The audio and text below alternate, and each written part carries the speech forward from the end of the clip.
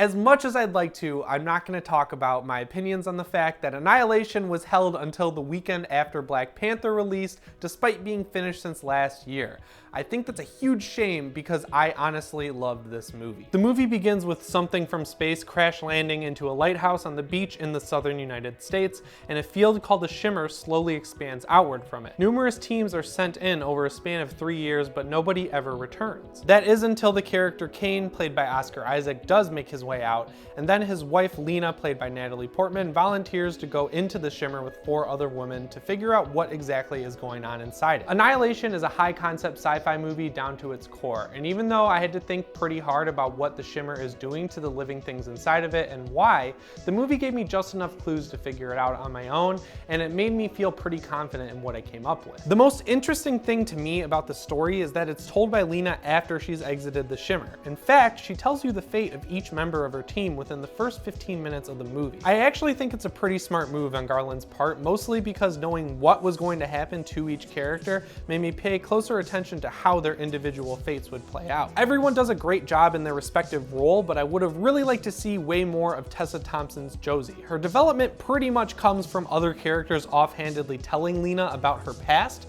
and I think she just needed more room to breathe because Tessa Thompson is a great actress. The two standout performances in this movie, in my opinion, are both Natalie Portman, obviously as Lena, and Jennifer Jason Leigh's performance as Dr. Ventress. By the time the movie picks up and we're introduced to her, you can tell that she is just fed up and done losing people to the Shimmer, and that this expedition will be the one where they figure out exactly what's in the Shimmer, no matter what happens to the people she brings in with her. It's honestly one of those performances where I forgot it was an actor playing a role. It just seemed real. One of the Shimmer's effects is a mass mutation of every living thing inside of it. I was disappointed though that you only end up getting to see a total of 3 mutated creatures. The 2 hostile ones look great, and when they do attack, Garland doesn't shy away from the gore, which, you know, I liked a lot. To my eye, the mutations looked like a mix of digital and practical, but if you told me it was all digital, I'd believe you because it looked so good.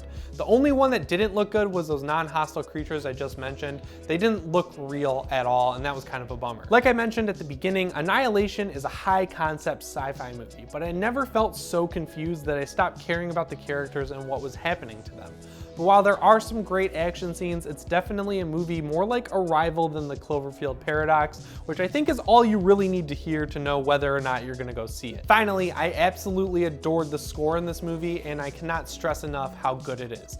It morphs acoustic guitar that sounds like it's straight out of The Last of Us into haunting electronic beats that are gonna stick in my head for a really long time. So there's my review of Annihilation. I'm working on a video right now where I explain what I think the Shimmer is, but I'm not gonna post that till Thursday because of spoiler reasons. I'd love to hear what you think of the movie though, so let me know down in the comments below. And if you're not already, it would really help me out if you subscribe. As always, my name is Jimmy Champagne, and I'll see you in the next one. Thanks for watching.